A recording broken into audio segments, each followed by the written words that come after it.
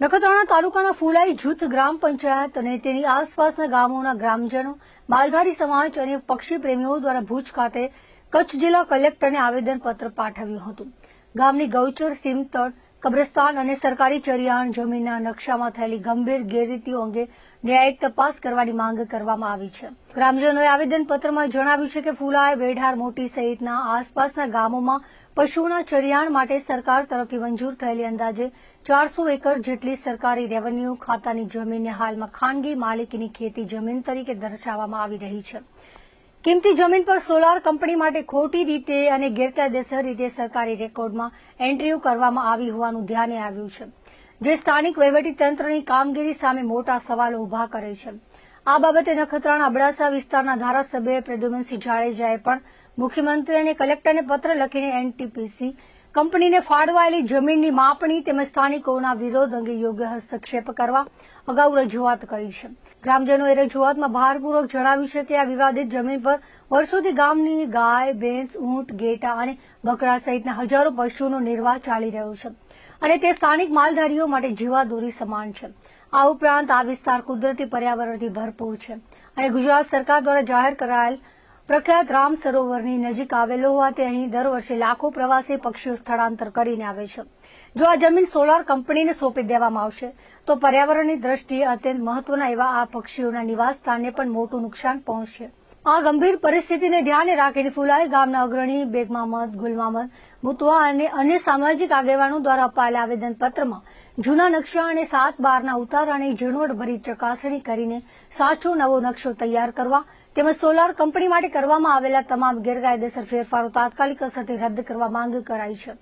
આ સાથે પશુઓના ચરિયાણ અને પર્યાવરણના રક્ષણ માટે આ જમીનને કાયદેસર રીતે સુરક્ષિત જાહેર કરી ગેરરીતિ કરનારા જવાબદારો વિરુદ્ધ કડક કાનૂની કાર્યવાહી કરવાની ઉગ્ર માંગણી કરવામાં આવી છે. આ ફુલાઈ ગ્રામ પંચાયતના બધા આગેવાન આવ્યા હતા કલેક્ટર સાહેબને મળવા. અમારા ફુલાઈ જૂથ ગ્રામ પંચાયતમાં સોલર કંપનીને એટીપીસીને જમીન મંજૂર થઈ છે 4500 હેક્ટર. તો એમાં અમારી જમીન બેવડાય છે, ગૌચર છે, કબ્રસ્તાન છે, ગામતળ છે, મોતીચોર ગામના 10 ખેતર આવે છે ને અમારા પંચાયતમાં 15,000 પશુઓ છે. તો અમને બહુ તકલીફ થાય છે. પહેલાં જે લિયાલાલવાળાએ નકશો બનાવ્યો છે તે નકશો બનાવ્યા વખતે અમારા ગામવાળાને તેને પૂછ્યું નથી, તેને બોલાવ્યો નથી, કોઈ ગ્રામ પંચાયતની સંમતિ લીધી નથી, કે એનું એનઓસી લીધી નથી. એનઓસી લીધી વગર કંપનીવાળા આવે છે, એનો અમારી જમીન ઉપર કબજો કરે છે.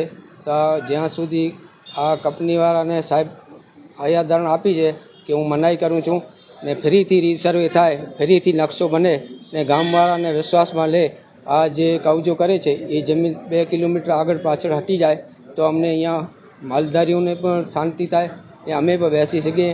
યા તા એ કંપનીવાળા બેસે તો અમે કલેક્ટર પહેલાં 2026માં હમણાં છારી દંડ રામ સરોવર સરકાર જાહેર કરી છે.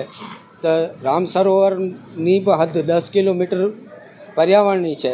તો જંગલ ખાતાવાળા પણ એને મના કરતા નથી કે રામ સરોવર છારી દંડથી 500 મીટર પછી અમારી હદ આવતી નથી. પહેલાં 10 વર્ષ પહેલાં ફુલાઈથી હાજીપીર અમારો રોડ મંજૂર થયો, 1.5 કિલોમીટર જંગલ ખાતાવાળાએ અટકાવ્યો છે કે અમારી હદમાં રોડ ન નીકળે. ત્યાં આ કંપની સોલર થાય છે તો એ પક્ષીઓને નથી નડતી ને અમારો જે આ સોલર કંપની થાય છે એ પક્ષીઓને નડે છે, એ નથી નડતી. એને આપી દીધું છે એનઓસી કે 500 મીટર પછી અમારી હદ નથી. તો અમે ટુર્નામેન્ટ રમાતા હતા ગામમાં, ત્યારે એને પાસે અમે મંજૂરી જંગલ ખાતાવાળા પાસે લેવા ગયા ત્યારે એને કીધું કે આ પર્યાવરણની જમીન છે, બોલ લાગશે પક્ષીઓને, મેચ રમવા નથી. તો આજ જે 1500 એકર જમીન છારી દંડ પર્યાવરણ જે જમીન છે એમાં એને મંજૂરી આપી દીધી છે. જે 2023માં જે હતો ડીઓફ સાહેબ અને એનઓસી આપી છે કે અમારી હદમાં આવતી નથી. તે ફરીથી એની તપાસ થાય અમારી સાહેબને માંગણી છે ને ફરીથી નકશો બને ને ગામવાળાને વિશ્વાસ લેવાય. ખરેખર તો હું પંચાયતની એનઓસી વગર જમીન અપાય ના, પંચાયતની નથી સંમતિ લીધી, ફુલાઈ ગ્રામ પંચાયતની જમીન હદની છે ને કોઈને વિશ્વાસમાં લીધું નથી. એ અમારી માંગણી છે. સાહેબ અમને હવે આધાર આપી છે કે ફરીથી રીસર્વે કરાવશું.